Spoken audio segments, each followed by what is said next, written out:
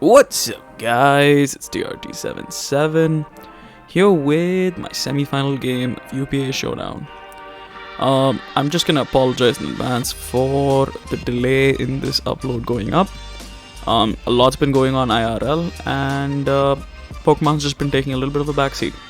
But now we have got to this game, and we are playing DJ Barara, who, if you remember, we did play in week 2. But I'm gonna link that game here. It should be in the iCard somewhere. But both of our teams have undergone massive surgery since the last time we've played. For one, he had Gengar the last time we played, and for two, if you notice something different about his team is that he's only got 9 mons on his team. He went for a very, very top-heavy team and just reconstructed the whole team suddenly mid-season, just as we did. But we did benefit. We got Gengar because of him dropping it. But this team is still really scary. Now, the combination of Medicham and Tornadus is just terrifying for any team. And that's before you even look at the Sandcore, the Azu, the Ditto, the Mew, the Como. It's just so... This team is an OU team, basically. So, the first thing for me is... Oh, shout out Clay and Targo for the help with the builder.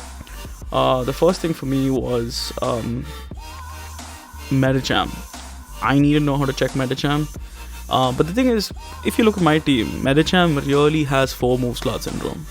Because it has to run Fire Punch for Scizor, it has to run Bullet Punch for Weavile, it has to run Ice Punch for Gliscor, it has to run High Jump Kick, it has to run Zen Headbutt, it has to run Fake Out. There's so many moves it wants to run in this matchup, you know?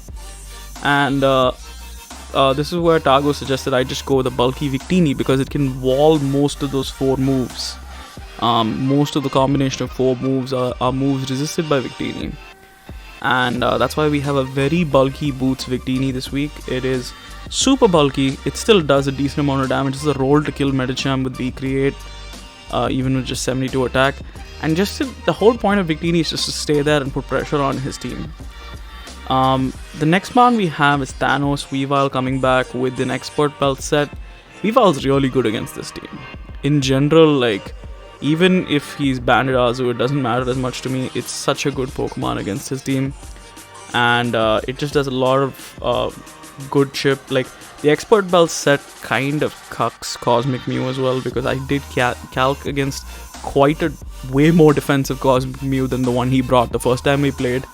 And knockoff at neutral into knockoff at +1 100% of the time kills, so I'm not too worried about it.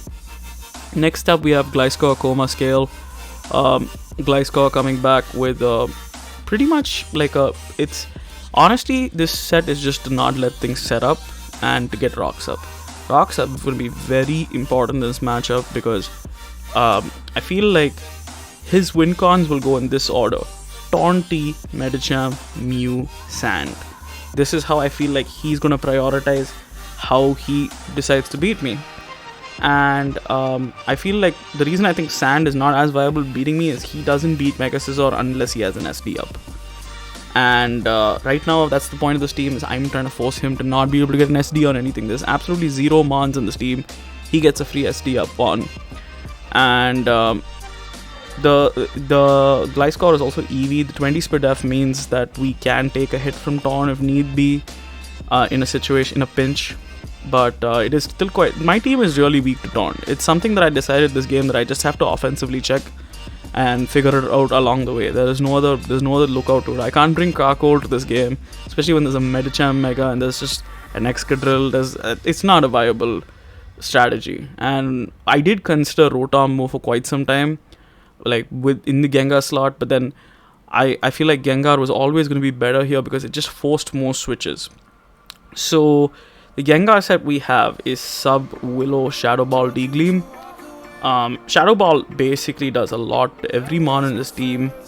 Will-O-Wisp is there just basically so I can sub up on Medicham, or I can sub on something coming in before he goes into T-Tar and Will-O-Wisp T-Tar. If he's special T-Tar, it also serves that I can, if he's Specs T-Tar from last week, or if he's Life Orb special, it serves that I can stall out the 4 turns of Sand with the substitute set.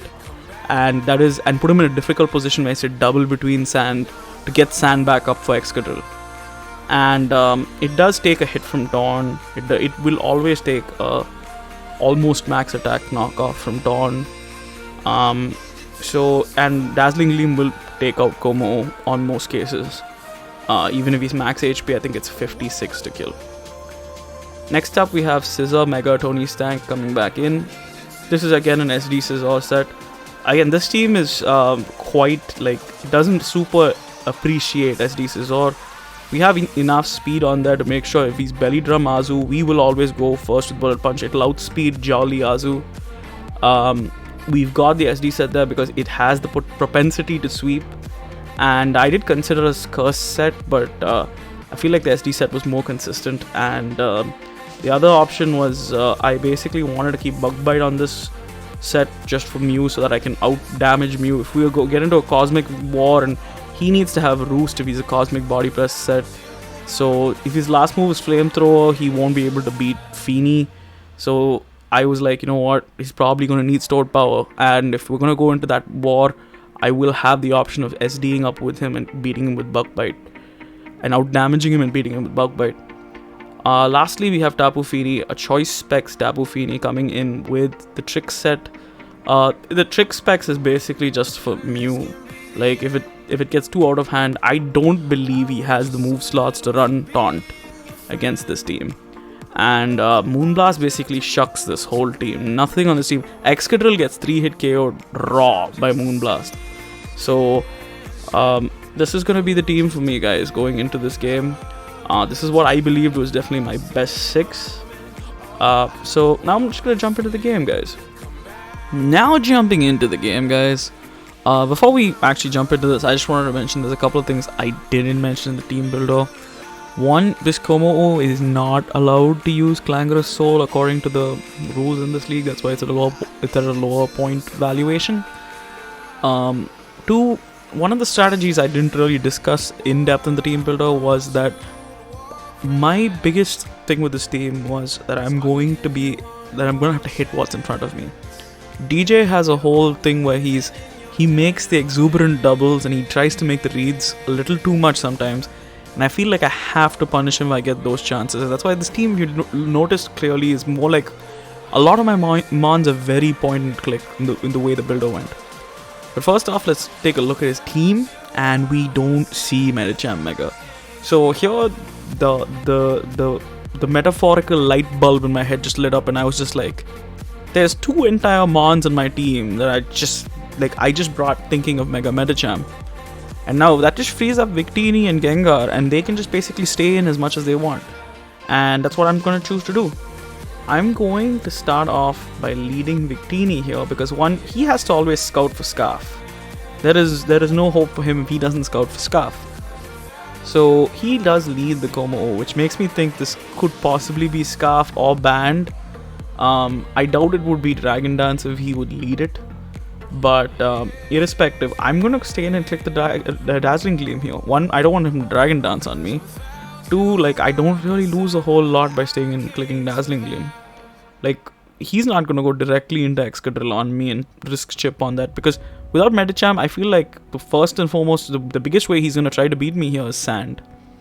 And which is actually kind of the inverse of what we thought would be the play. I didn't think Sand would be his first, like his highest priority win con.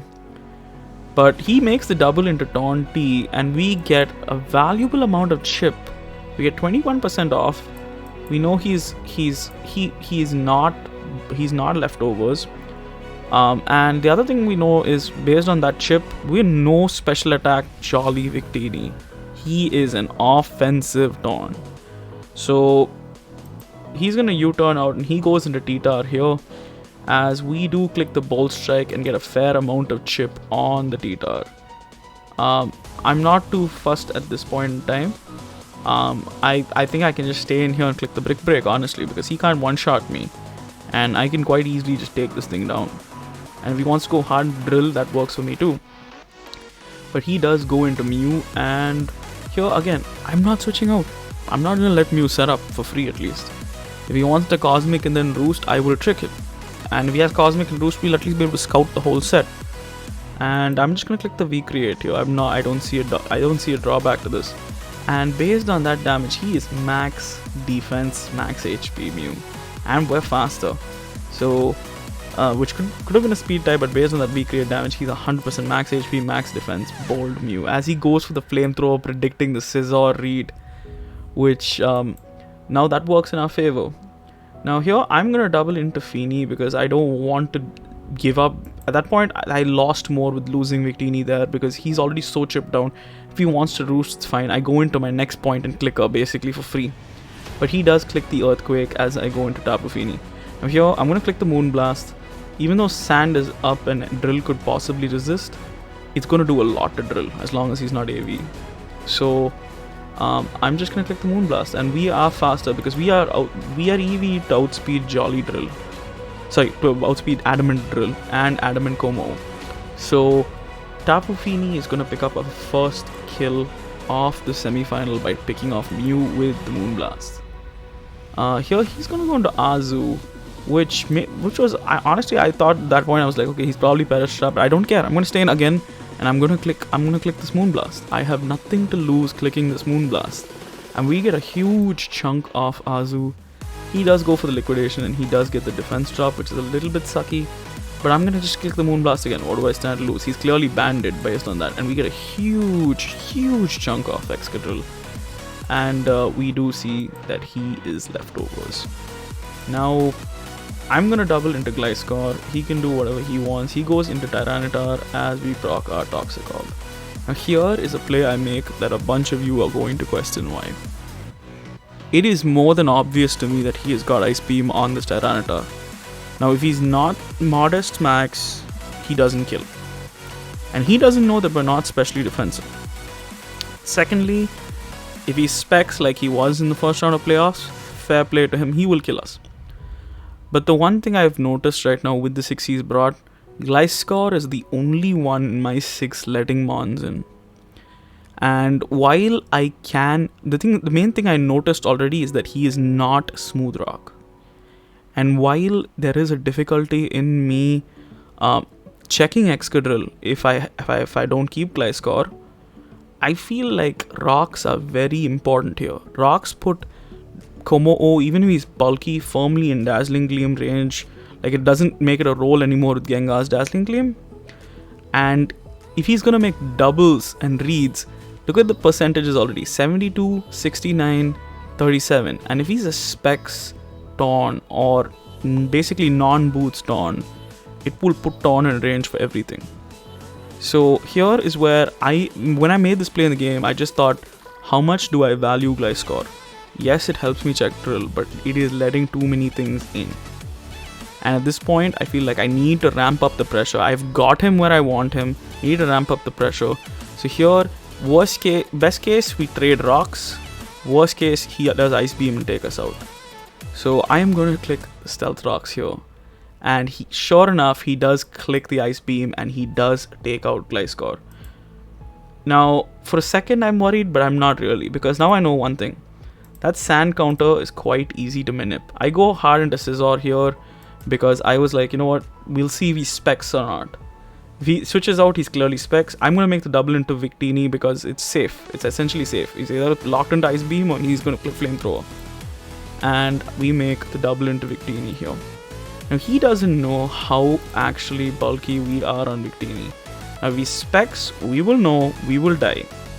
But if we die, we will revenge with either Weavile, or we can come in and we can start SDing with Scizor. Like, it depends on what he's gonna do.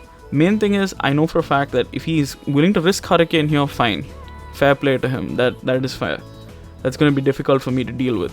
But if he's Scarf or if he doesn't kill, like, Modest Scarf is a roll heavily in my favor with both Hurricane and like Dark Pulse. And that is what actually no, I think Hurricane is a 50-50 roll, but Dark Pulse is a roll heavily in my favor, and we do live the knockoff from here. Victini is just really bulky, guys. When you put this much HP into it, it's just really bulky. And he's gonna click the Dark Pulse. We live, but do we flinch, guys? We've seen this happen before with Megaladias. We've seen this happen before with Articuno Galar. But not with Victini, and not today, as Victini takes out Tornadus and we die to Sandship. It could not be a better turn for us there. We get rid of the biggest one, probably the thing that scared me the most in Tornadus therein, and Victini has done brilliantly this game. Now I'm just gonna go into Gengar because because looking at the rest of his team, okay, if he is Scarf Como-O, fair play to him. But I don't know if he goes into Como-O while I still have Feeny here, while I can still go Weavile, while I can still go Gengar and click Dazzling Gleam. He doesn't know the item on my Gengar. He hasn't seen anything yet. Next thing is, he has Excadrill, which there's only one turn of Sand left, so if he wants to go for it, he can go for it. And technically the Sand ends on this turn. Then he's got Azu, which doesn't kill us with Aqua Jet, and we can Will-O-Wisp it. And we can Will-O-Wisp all 4 of these mons, which is the most important thing to me. But he does go into T-Tar, and I'm going to get the sub up here, because I figured if he specs, as I'm expecting him to be based on our Scout, he's not going to want to stay in there. And he obviously goes clearly into his Bulletproof Mon, expecting the Focus Blast. Obviously, he does not know that I do not have the balls to click Focus Blast. And he is Scarf Como-O, as the rocks help us make that not a roll, as Dazzling Gleam takes out Como-O here, and we are up 4-3. So this is again great situation for us. He goes back into T-Tard, and y'all can already see, look at the rocks wearing this thing down. That is why I wanted Gliscor to just get rocks up in that turn. I feel like the value of rocks sometimes is understated. That V-Create didn't kill Torn without rocks in that turn. So Gliscor actually did a lot more than it's looking like. Because it was on the field for one turn, but that was the amount of utility you can get out of one turn with a Mon like that. So here, I'm going to click sub. I'm going to waste his Sand turns. If he wants to break sub, good for him. But again, I'm just going to click sub again. I don't feel the necessity to do anything else here, as he does go into Excadrill. And now this is the moment of truth. I need to land this Will-O-Wisp.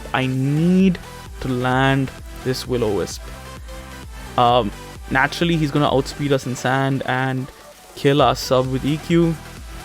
But we do land the Will-O-Wisp and cripple what I believe is his last win con in this game. And at this point, I believe that this is probably game for us.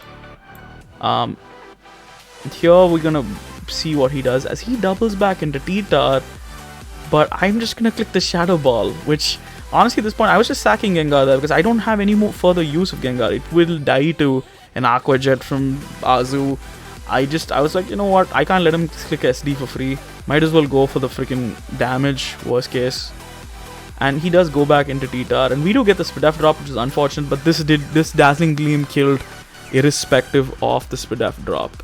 And we're gonna kill T-Tar as the Sand goes away, and that's basically all but seal our win as long as we don't choke at this point. He goes into Azu here. I'm gonna stay in. I know he's gonna Jet, but like it's just gonna guarantee us the win. And and while we lose Gengar, Gengar did brilliantly this game. We're gonna go straight into Weavile here because I'm just like, you know what, I'm faster than Drill. Unless he's like very bulky, low kick should kill after rocks, and P-Jab will kill Azu here. He does go for the Jet, gets a lot of chip.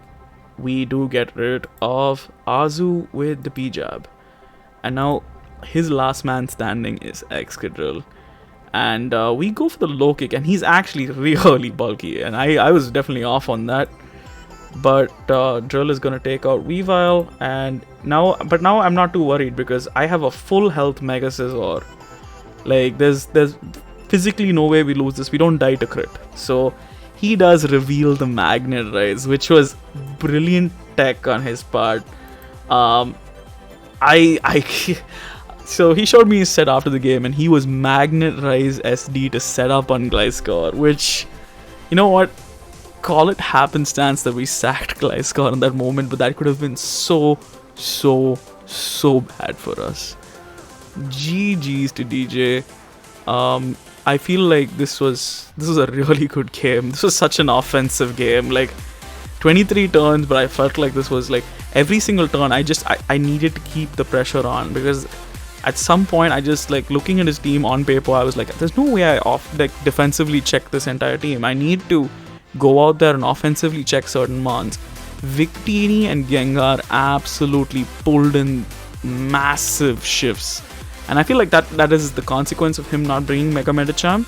But hindsight is always 2020, and I feel like, yes, you know, in another day, Scarf Como actually did really well here. But GG's once again to DJ. We are moving on to the finals, guys, and I cannot be more stoked. We don't know who we play yet. Moj versus, I think Moj and Marcus are the people playing the other semi, so we're still waiting on that. Either way, we're going to be playing someone really good, and it's going to be a really hype final. So that's going to be it from me, guys. This is TRT77, and this is me signing off.